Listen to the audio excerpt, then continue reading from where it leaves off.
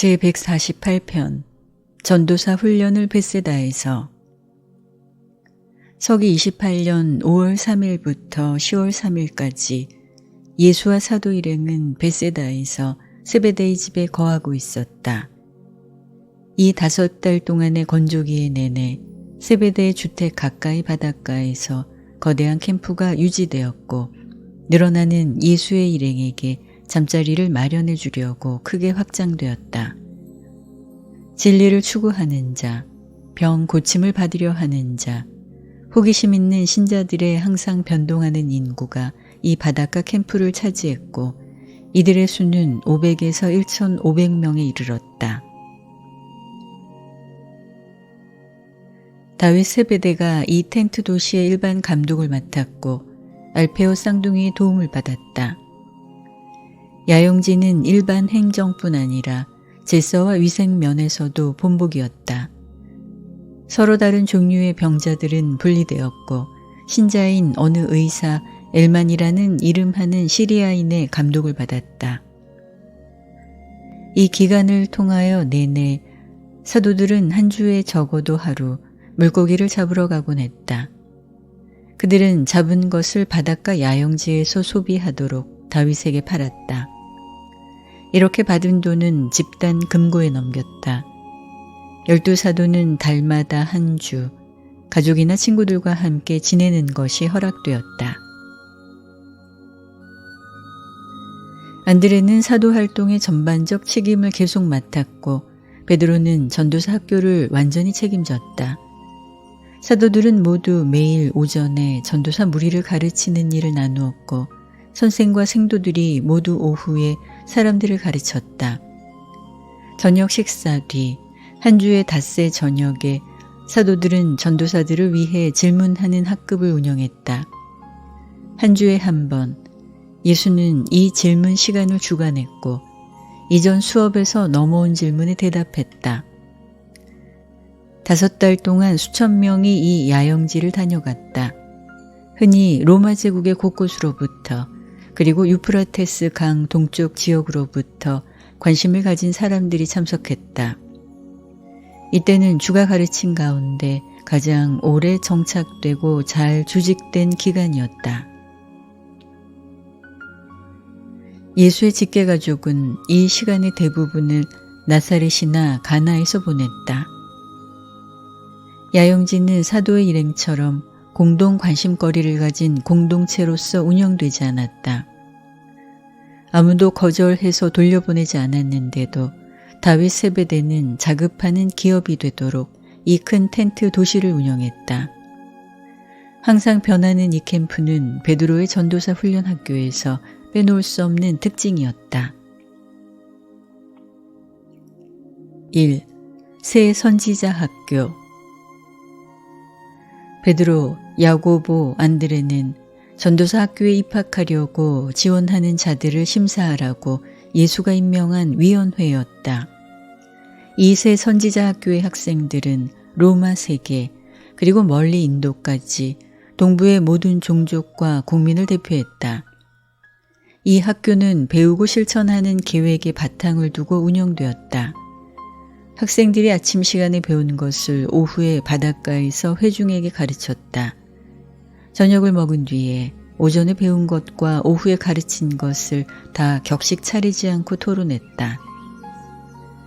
사도인 선생들은 각자 하늘나라 복음에 대해 자기의 견해를 가르쳤다. 똑같이 가르치려는 노력이 전혀 없었다. 신학 교리를 표준화하거나 신조의 형식으로 만들지 않았다.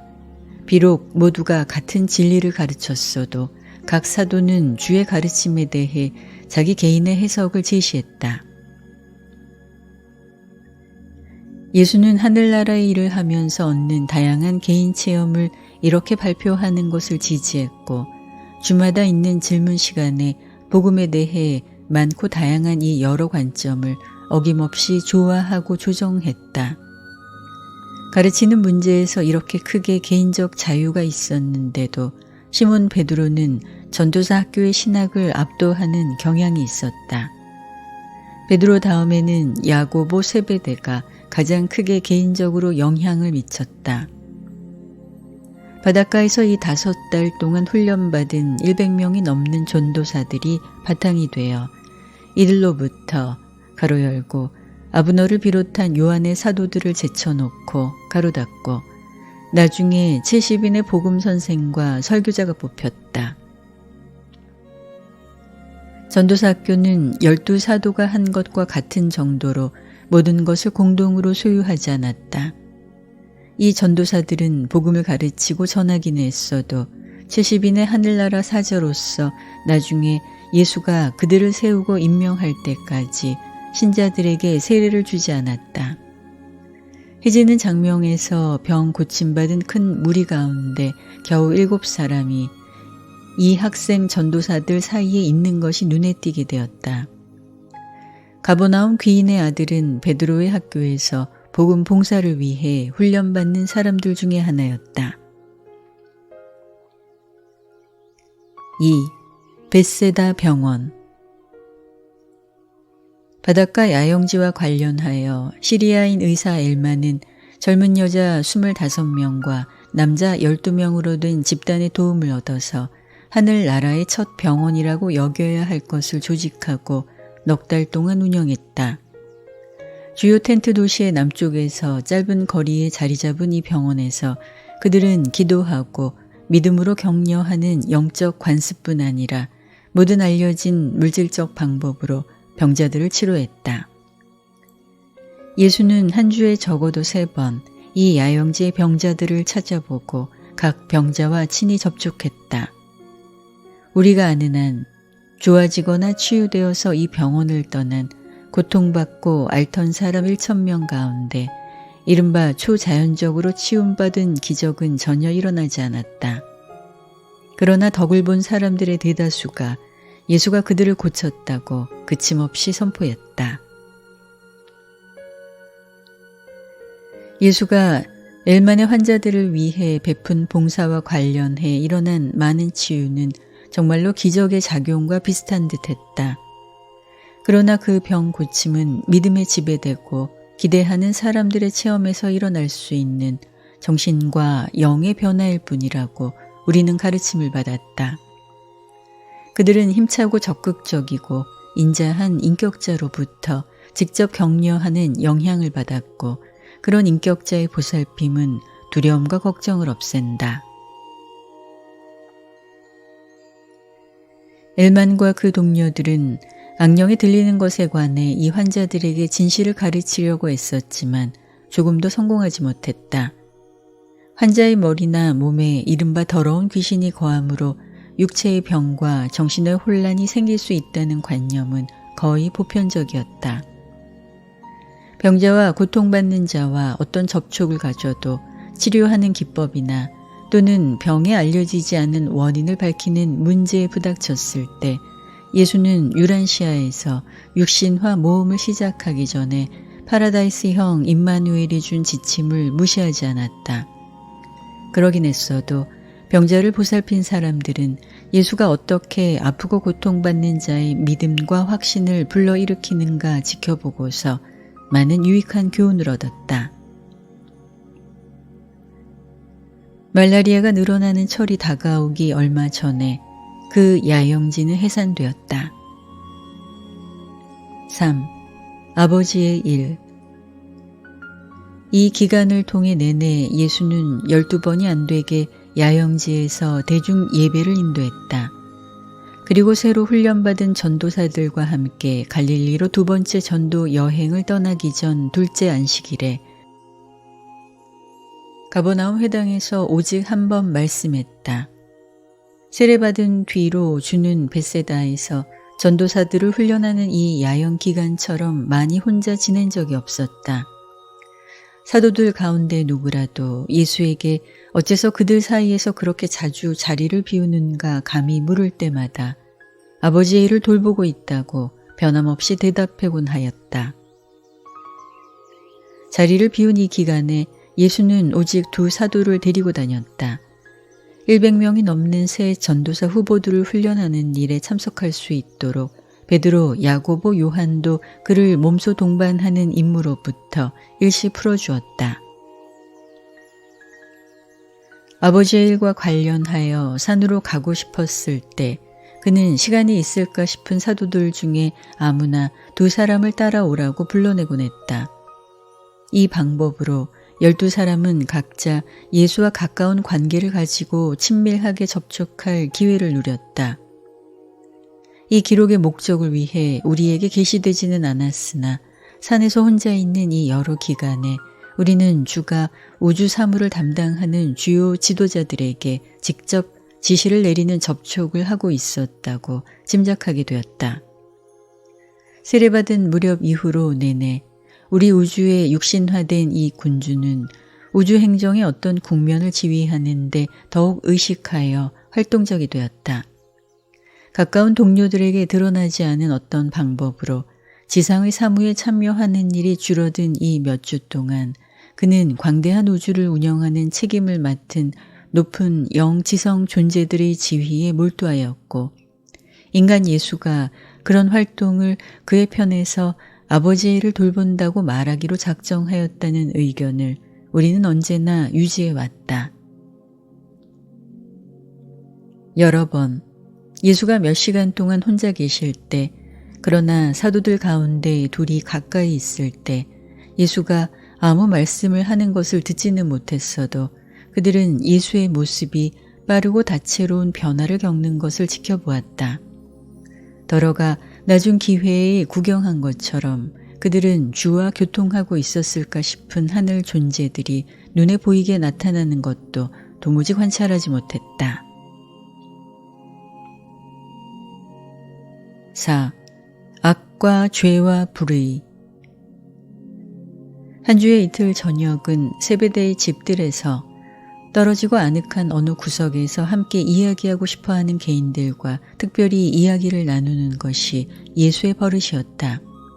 이러한 어느 저녁 대화에서 토마스가 개인적으로 이렇게 물었다. 하늘나라에 들어가기 위해서 어찌하여 사람들이 영에게서 태어나야 하나이까? 다시 태어나는 것이 악마의 소나기를 벗어나는 데 필요하나이까? 주여, 무엇이 악이나이까? 이 물음을 듣자 예수는 토마스에게 말했다. 악과 악마, 더 분명히 말하자면 불의한 자, 이 두 가지를 혼동하지 말라.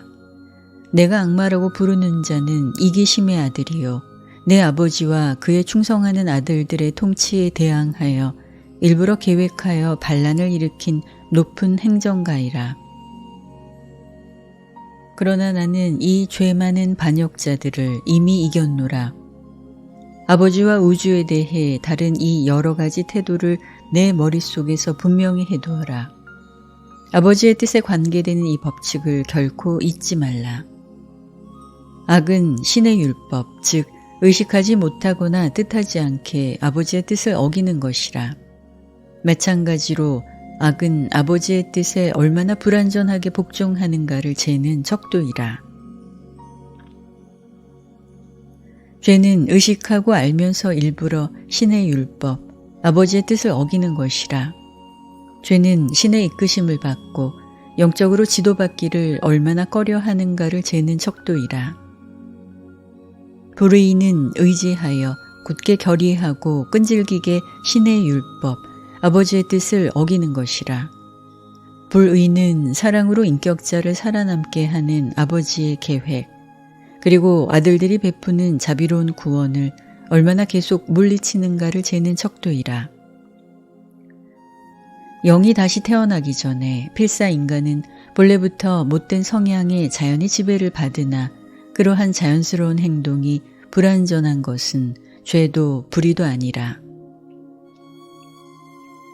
필사 인간은 파라다이스에 계신 아버지의 완전함에 이르는 긴 오르막길을 막 내딛고 있느니라. 타고난 자질이 불완전하고 치우친 것은 죄가 없느니라. 사람은 정말로 잘못에 지배되어도 죄의 길과 불의한 생활을 알면서 일부러 택하지 않으면 어떤 의미에서도 악마의 자식이 아니라.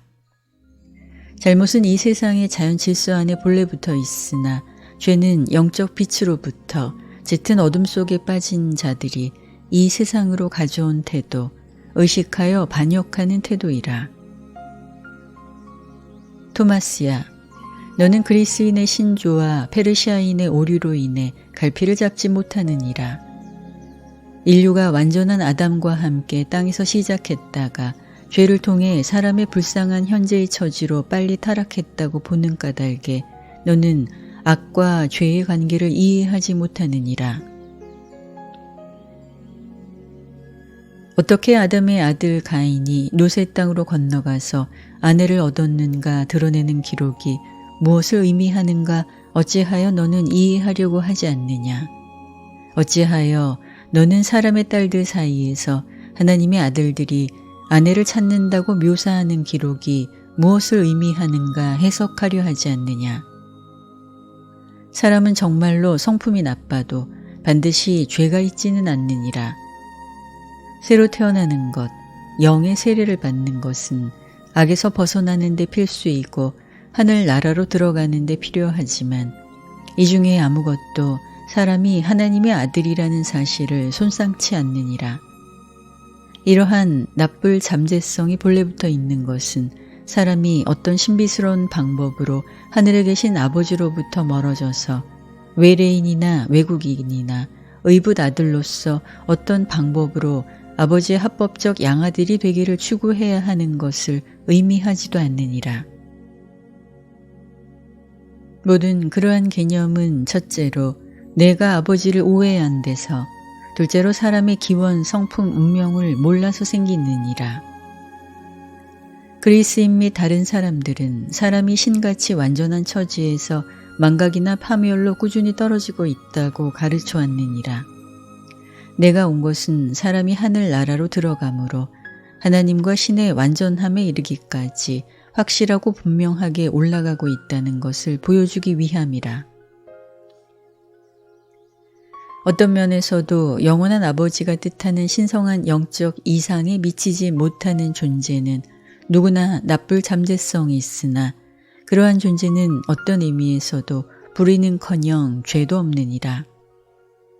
토마스야, 이것을 성서에서 읽지 않았느냐? 거기에 쓰여 있으되 너희는 주 너희 하나님의 자녀이라. 나는 그의 아버지가 되겠고 그는 내 아들이 될지니라. 내 아들이 되라고 내가 그를 선택하였도다. 나는 그의 아버지가 되리라.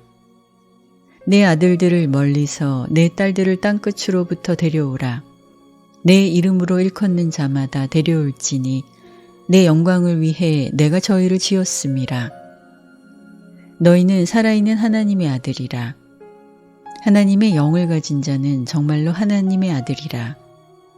친자식 안에는 인간 아버지를 닮은 물질 부분이 있으나 하늘나라에는 모든 믿음의 아들에게 하늘 아버지를 닮은 영적 부분이 있느니라. 이 모든 것과 더 많은 것을 예수는 토마스에게 일러주었고 그 사도는 많이 알아들었다. 하지만 내가 아버지께로 돌아갈 때까지 이 문제에 관해 다른 사람들에게 말하지 말라 하고 예수는 당부했다. 주가 이 세상을 떠난 뒤까지 토마스는 이 회견을 언급하지 않았다. 5. 질병의 의미. 들에서 또 다른 개인적 회견이 있었는데 나다니엘이 예수에게 물었다. 주여, 당신이 어찌하여 가리지 않고 병 치료하기를 거절하는가 비로소 이해가 가오나 하늘에 계신 사랑의 아버지가 어찌하여 땅에서 허다한 자녀들이 그렇게 많은 병을 앓도록 놓아두는가 아직도 알 수 없나이다. 주는 나다니엘에게 대답하여 말했다. 나다니엘아, 너와 많은 다른 사람이 그렇게 이해하기 힘들어하는 것은 아버지의 뜻을 거역한 어떤 반역자들이 죄 많은 모험을 한 까닭에 어떻게 이 세상의 자연 질서가 여러 번 뒤집혔는가 내가 이해하지 못하는 까닭이라. 이것들을 비로소 정리하려고 내가 왔노라.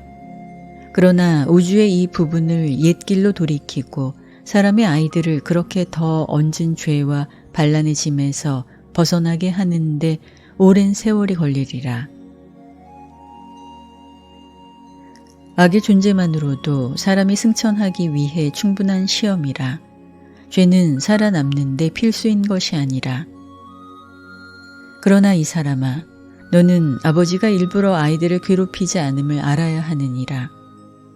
사람은 신의 뜻을 따르는 더 좋은 길을 걷지 않으려고 끈질기게 거절하는 결과로 필요 없는 고통을 초래하며, 고통은 잘못 속에 잠재하지만 고통의 상당 부분은 죄와 불의로 인해 생겼느니라.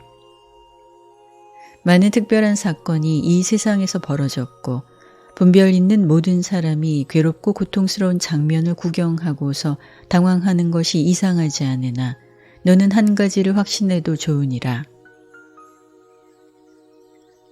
아버지는 잘못을 임의로 벌하려고 질병을 보내지 않느니라.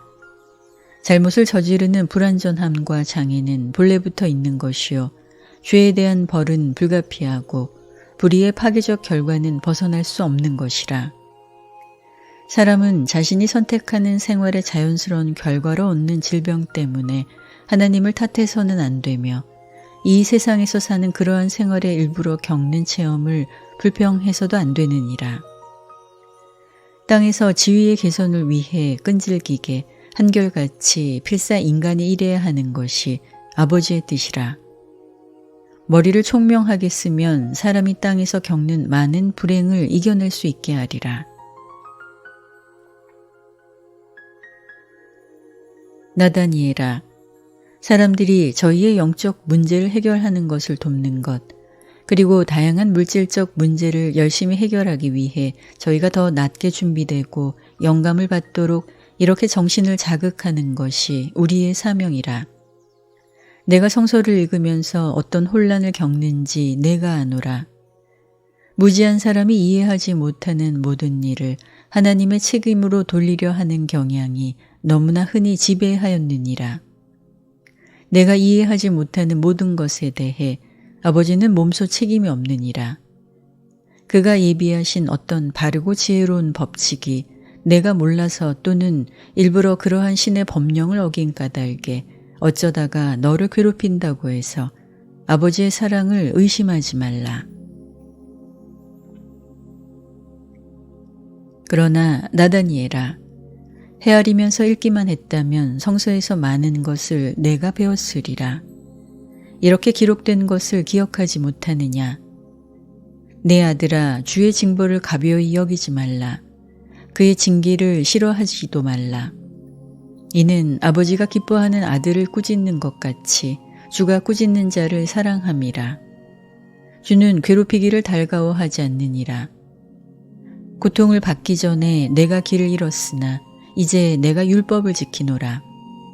고통이 내게 약이 되었으니 이리하여 내가 신의 계명을 배울까 함이라. 나는 너희의 슬픔을 아노라.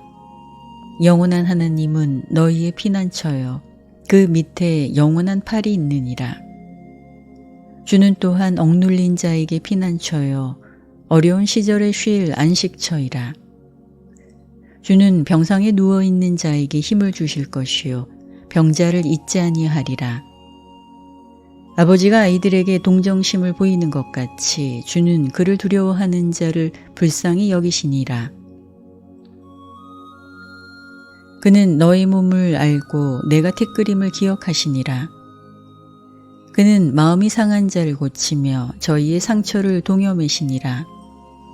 그는 가난한 자의 소망이요 슬픔에 빠진 공공한 자에게 힘이요 폭풍을 피하는 항구요 불같은 더위를 피하는 그늘이라. 그는 기력 없는 자에게 능력을 주시고 아무 힘도 없는 자에게 힘을 키워주시니라. 그는 상한 갈대를 꺾지 아니하고 꺼져가는 심지를 끄지 아니하리라. 고통의 물결을 지나갈 때 내가 너와 함께하고 역경의 강물이 넘쳐 너를 덮을 때 내가 너를 버리지 아니하리라. 마음이 상한 자를 싸매고 포로된 자에게 해방을 선포하며 통곡하는 모든 사람을 위로하라고 그가 나를 보내셨도다. 고통 속에 꾸지람이 있고 질병은 티끌에서 솟아나지 않느니라. 6. 고통에 대한 오해, 욥에 대한 강론. 바로 이날 저녁에 베스다에서 요한이 또한 예수에게 어째서 겉보기에 결백한 수많은 사람이 많은 병으로 고생하고 그렇게 많이 고통을 받는가 물었다. 요한의 물음에 대답하면서 다른 여러 가지 가운데 주는 말했다. 이 사람아, 너는 역경의 뜻이나 고통의 역할을 이해하지 못하는도다. 너는 셈족 문학의 걸작 성서에 욥이 고통받는 이야기를 읽지 아니하였느냐. 이 놀라운 비유가 주의 종의 물질적 번영을 읊으면서 시작되는 것을 기억하지 않느냐. 욥은 자식, 재산, 위엄, 지위, 건강, 그리고 이 세상을 살면서 사람이 귀중히 여기는 모든 다른 것으로 복을 받았음을 내가 잘 기억하느니라. 아브라함 자손들의 전통으로 내려오는 가르침에 따르면 그러한 물질적 번영은 신의 은총을 받았다는 온통 충분한 증거였도다. 그러나 그러한 물질 재산과 현세의 번영은 하나님의 은혜를 가리키지 않느니라. 하늘에 계시는 내 아버지는 부자와 가난한 자를 똑같이 사랑하시니 그가 사람을 차별하는 분이 아님이라. 신의 율법을 어기면 머지않아 벌을 거두는 일이 따르고 분명히 사람들은 궁극에 저희가 뿌린 것을 거두느니라. 그래도 인간의 고통은 반드시 앞서 저지른 죄에 대한 벌이 아닌 것을 알아야 하느니라. 욥과 그의 친구들은 저희의 당황스러운 처지에 대해 참된 답을 찾아내지 못하였더라. 내가 지금 가진 깨달음에 비추어 이 독특한 비유에서 사탄이나 하나님이 행하는 일을 너는 도저히 하나님과 사탄에게 돌리지 아니하리라. 욥은 고통을 통해서 지적 문제를 해결하거나 철학적 공경의 해답을 찾지는 못했어도 큰 승리를 거두었느니라. 신학적 방어가 무너지는 바로 그 마당에서도 나는 내가 몹시 싫도다 하고 진지하게 말할 수 있는 그런 영적 높이까지 올라갔고 그리고 나서 그는 하나님의 환상을 보는 구원을 받았느니라. 그래서 어찌하여 고통받는가 오해했어도 욥은 도덕적 이해와 영적 통찰력을 얻는 초인간 수준에 올라갔느니라. 고통받는 종이 하나님의 환상을 볼 때 인간이 도저히 이해할 수 없는 혼의 평화가 따르느니라. 욥의 첫째 친구 엘리바스는 그 고통받는 자가 번영하던 시절에 다른 사람들에게 처방한 것과 똑같은 인내심을 욥이 고난받는 가운데 보이라고 훈계하였더라. 이 거짓 위로자가 가로되 욥아, 내 종교를 신뢰하라. 고통받는 것은 사악한 자여 올바른 자가 아님을 기억하라. 너는 이 벌을 받아 마땅함이 틀림없으니 마땅하지 않다면 내가 고통받지 아니하리라. 아무도 하나님 보시기에 올바를 수 없음을 내가 잘 아는도다. 사악한 자가 결코 정말로 번영하지 않음을 내가 아는지라. 어쨌든 사람은 고생하라고 미리 운명을 타고난 듯하고 아마도 주는 너에게 좋으라고 너를 꾸짖을 뿐이라 하였더라. 인간이 고통받는 문제를 그렇게 해석함으로 불쌍한 욥이 크게 위로받지 못하는 것은 놀라운 일이 아니라.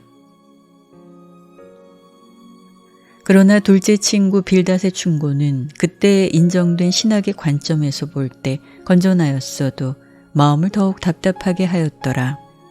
빌닷이 말하되 하나님은 부당하실 수 없도다. 내 아이들이 목숨을 잃었으니 죄인임이 틀림없느니라.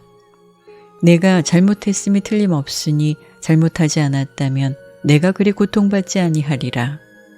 내가 정말로 올바르다면 하나님이 확실히 너를 고통에서 건지리라. 하나님이 사람을 상대한 역사로부터 너는 전능자가 오직 사악한 자를 멸망시킴을 배워야 하느니라. 다음에 욥이 친구들에게 어떤 말로 대답했는가 내가 기억하느니라. 하나님은 내가 도와달라 외치는 소리를 듣지 아니하심을 내가 잘 아노라.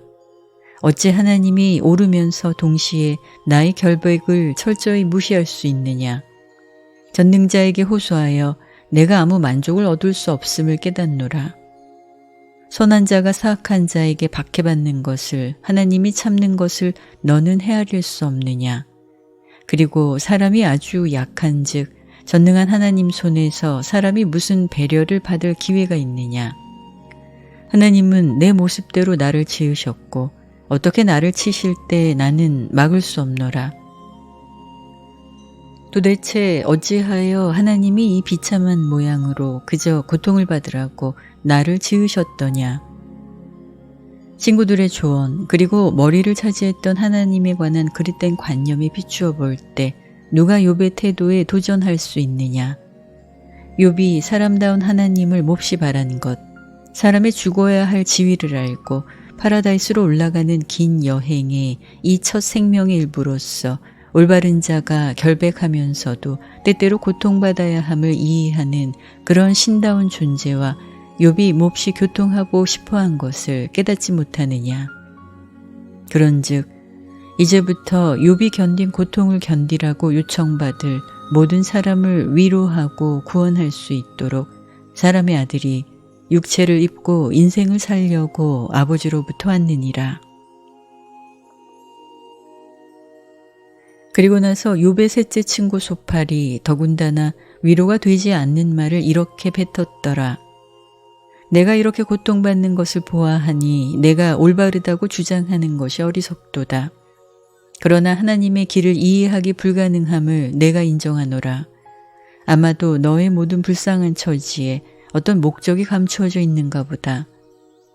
모두 세 친구의 말을 듣고 나서 여자에게서 태어난 사람은 목숨이 길지 않고 고생이 가득하다는 사실을 내세우면서 욥은 도와달라고 바로 하나님께 하소연하였더라. 다음에 친구들과 둘째 회견이 시작되었는데 엘리바스는 더욱 준엄해졌고 그를 헐뜯고 빈정거렸더라. 빌닷은 욥이 친구들을 경멸하는 것을 분개하게 되었고 소팔은 우울한 조언을 되풀이하였더라. 이때가 되자 욥은 친구들에게 진절머리가 나서 다시 하나님께 호소했고 친구들의 철학의 모습이 나타나고 자신의 종교적 태도에도 소중히 간직했던 불공평한 하나님에 맞서서 공정한 하나님에게 이제 하소연하였더라. 다음에 욥은 필사 존재에서 생기는 불평등이 좀 더 공정하게 시정될까 싶은 미래 생명에서 위안을 얻으려 하였더라. 사람한테서 도움을 받지 못하자 욥은 하나님께로 향하느니라. 그리고 나서 마음속에서 믿음과 의심의 큰 싸움이 따르느니라.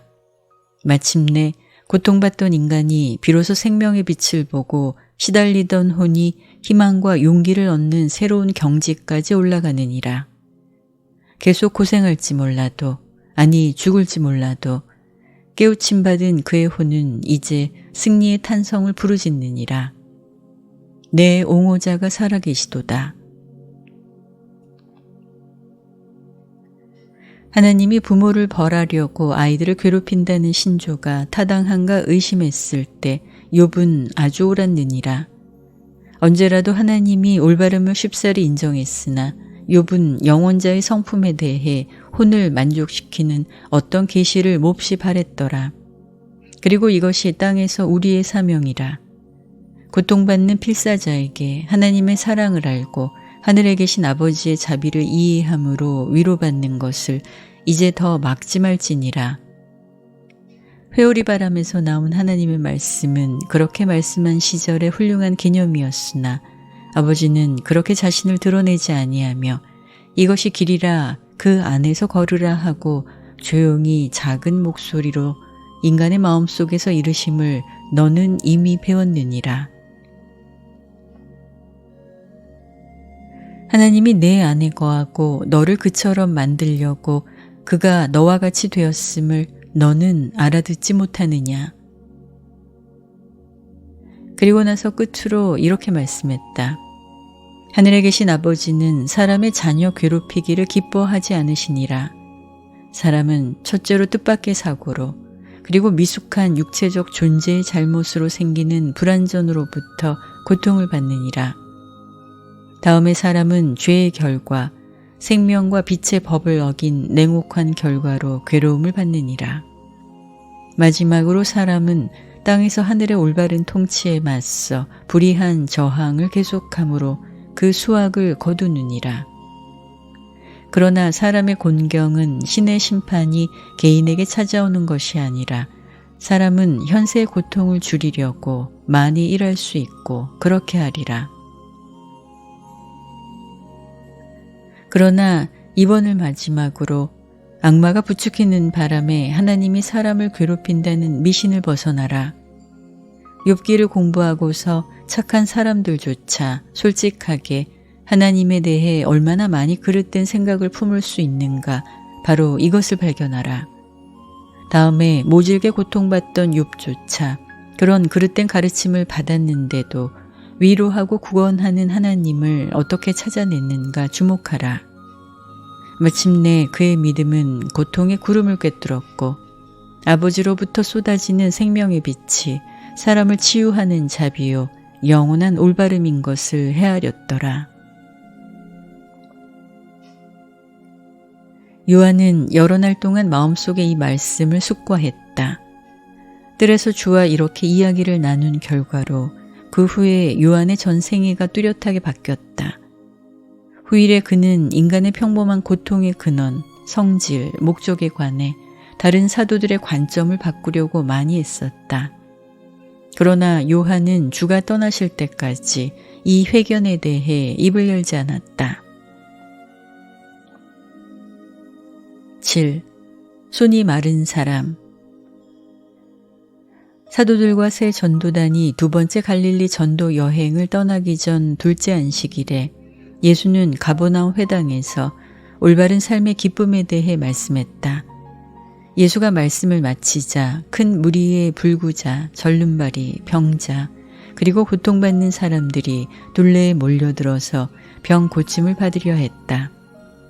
또한 이 무리에는 사도들과 많은 새 전도사, 그리고 예루살렘에서 온 바리새인 첩자들이 있었다.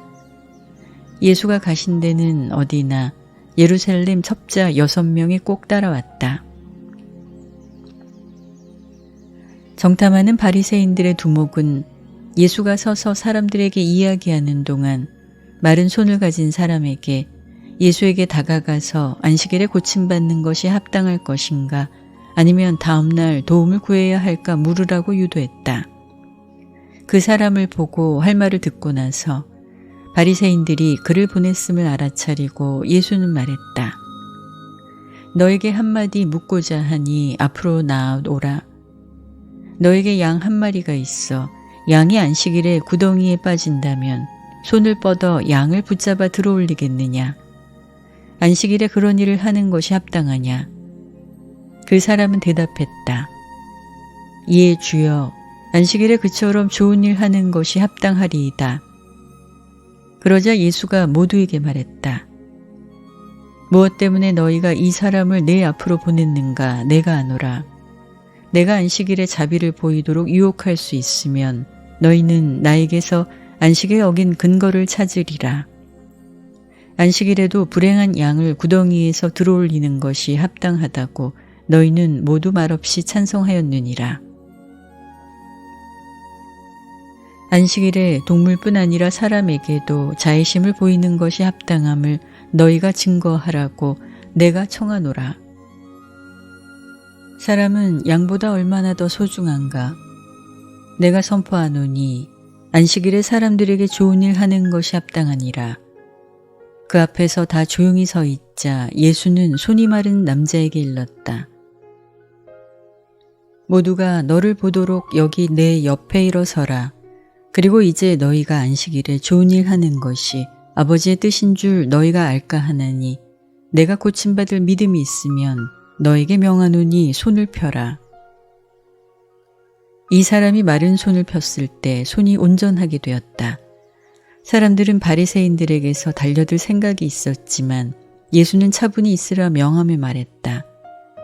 안식일에 착한 일 하는 것, 생명을 구하는 것이 합당하다고 너희에게 막 일렀으나 사람을 해치고 죽이고 싶은 욕심에 굴복하라 너희에게 가르치지 아니하였도다.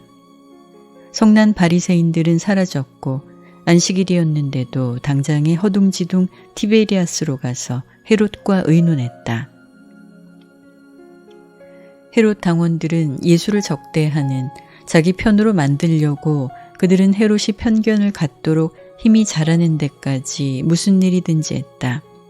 그러나 헤롯은 예수를 적대하여 행동하려 하지 않았고 예루살렘에 가서 불평하라고 조언했다. 이것은 적들의 도전에 반응하여 처음으로 기적을 일으킨 경우이다.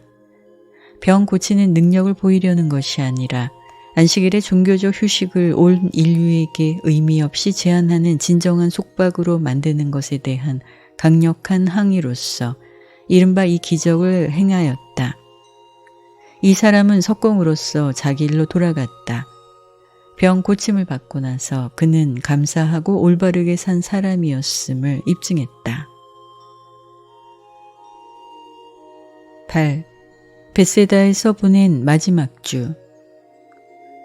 벳세다에서 머무르던 마지막 주에 예루살렘에서 온 첩자들은 예수와 그의 가르침에 대해 의견이 크게 달랐다. 이 바리새인들 가운데 세 사람은 듣고 본 것에 엄청나게 감명을 받았다. 한편 예루살렘에서 사내들인 법정에 젊고 영향력 있는 회원 아브라함은 예수의 가르침을 드러내놓고 지지했고 실로암 못에서 아브너에게 세례를 받았다. 온 예루살렘이 이 사건을 놓고 떠들썩했고 바리새인 첩자 6명을 불러들이려고 사자들이 벳세다로 즉시 파송되었다. 이전의 갈릴리 여행에서 하늘나라를 믿도록 설득된 그리스인 철학자가 알렉산드리아의 어떤 부자 유대인들과 함께 돌아왔다. 그들은 병자를 위한 병원뿐 아니라 철학과 종교를 가르치는 합동학교를 세울 목적으로 자기네 도시로 오라고 한 번 더 예수를 초청했다. 그러나 예수는 정중하게 그 초청을 물리쳤다. 이 무렵에 벳세다 야영지에 baghdad로부터 어떤 키르메스라 하는 최면에 빠지는 선지자가 도착했다. 선지자라고 생각된 이 사람은 최면 상태에 있을 때 특이한 환상들을 보았고 잠이 방해를 받았을 때 환상적인 꿈을 꾸었다. 그는 야영지에서 어지간히 소동을 일으켰다. 열심당원 시몬은 스스로 속는 그 신용꾼을 오히려 거칠게 다루기를 지지했지만 예수가 간섭했고 며칠 동안 그에게 완전한 행동의 자유를 주었다. 그의 설교를 들은 사람은 모두 하늘나라 복음으로 판단하건대 그의 가르침이 건전하지 않음을 금방 깨달았다. 얼마 있다가 그는 baghdad로 돌아갔고 불안정하고 이상한 사람 6명만 데리고 갔다. 그러나 baghdad 선지자를 위해 예수가 중재하기 전에 다윗 세베대는 한 자청한 위원회의 도움을 받아서 키르메스를 호수로 데리고 가서 물속에 그를 연거푸 처박은 뒤에 거기서 떠나라 자신의 캠프를 조직하고 세우라고 조언했다. 바로 그날 어느 페니키아 여인 베스마리온이 너무 미쳐서 정신이 나갔고 물 위에서 거으려고 애쓰다가 거의 물에 빠져 죽게 된 뒤에 친구들이 그 여자를 떠나게 했다. 예루살렘에서 온 새로 전향한 바리새인 아브라함은 이 세상에서 가진 재산 모두를 사도의 금고에 기부했다. 이 기부금은 새로 훈련받은 전도사 100명을 즉시 보낼 수 있게 만드는 데 크게 기여했다.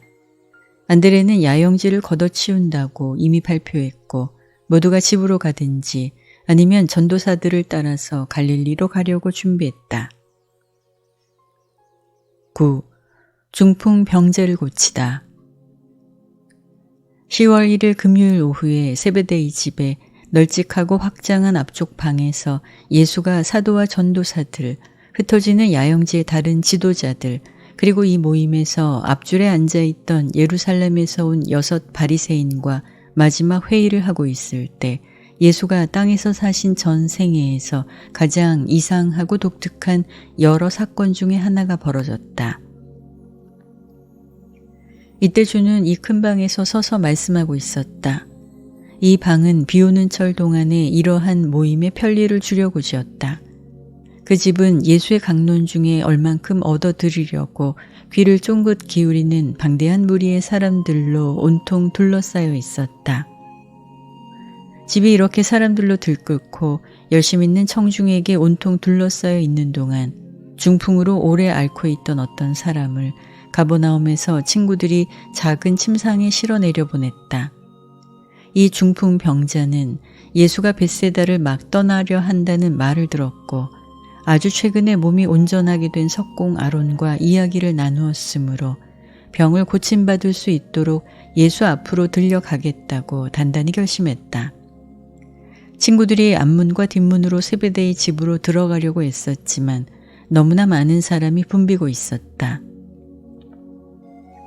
하지만 그 중풍 병자는 그만두려고 하지 않았다. 친구들에게 사다리를 얻어오라고 지시했고 사다리로 친구들은 예수가 말씀하고 있는 방의 지붕으로 올라갔다. 타일을 벗겨 놓은 뒤에 친구들은 아픈 사람이 바로 주 앞에 마루에 누일 때까지 밧줄로 침상에 들린 병자를 대담하게 내려보냈다. 그들이 한 일을 보자 예수는 말씀을 그쳤고 한편 방에 함께 있던 사람들은 아픈 사람과 그 친구들의 끈질김에 감탄했다. 중풍 병자가 말했다. 주여, 나는 당신의 가르침을 방해하고 싶지 않사옵나이다. 하오나 나는 온전히 되고자 결심하였나이다. 나는 고침을 받는 즉시 당신의 가르침을 잊어버린 자들과 같지 않사옵나이다. 하늘나라에서 봉사할 수 있도록 나는 온전히 되고자 하나이다. 자, 스스로 생애를 잘못 보내서 이 사람이 병을 얻었는데도 예수는 그 믿음을 보고 중풍 병자에게 말했다. 얘야, 무서워 말라. 너의 죄가 용서함을 받았느니라. 너의 믿음이 너를 구원할지니라. 예루살렘에서 왔던 바리새인들이 같이 앉아있던 다른 서기관과 율법사들과 더불어 예수의 이런 선언을 들었을 때 속으로 비로소 혼잣말을 했다. 이 사람이 어찌 감히 이리 말하는가? 그런 말이 신성 모독임을 제가 알지 못하는가? 하나님 말고 누가 죄를 용서할 수 있는가? 이렇게 머릿속에서 자기들끼리 따지는 것을 영적으로 알아차리고 주는 그들에게 말씀했다. 어찌하여 너희가 마음속에서 그리 따지느냐? 나를 판단하다니 너희는 누구이냐? 이 중풍 병자에게 너의 죄가 용서함을 받았다 하든지 아니면 일어나서 내 친구를 들고 걸으라 하든지 무슨 차이가 있느냐? 그러나 이 모든 것을 구경하는 너희가 사람의 아들이 땅에서 죄를 용서할 권한과 능력이 있음을 마침내 알도록 이 병자에게 이르리라. 일어나서 내 친구를 들고 집으로 가라. 예수가 이렇게 말씀하시자 중풍 병자는 일어났고 사람들이 길을 비키는 대로 모두 앞에서 걸어 나갔다. 이를 구경한 사람들은 놀랐다. 베드로는 집회를 해산했고 한편 많은 사람이 기도하고 하나님께 영광을 돌렸으며 그렇게 이상한 일을 한 번도 전에는 본 적이 없다고 털어놓았다. 이 무렵에 사내들인의 사자들이 6 첩자에게 예루살렘으로 돌아오라 명하려고 도착했다. 이 소식을 듣자 자기들끼리 진지하게 토론에 빠졌다. 의논을 마치고 난 뒤에 두목과 두 동료가 사자들과 함께 예루살렘으로 돌아갔다. 한편 정탐하던 세 바리새인은 예수를 믿는다고 고백했고 바로 호수로 가서 베드로에게 세례받고 하늘나라의 식구가 되어 사도들과 사귀었다.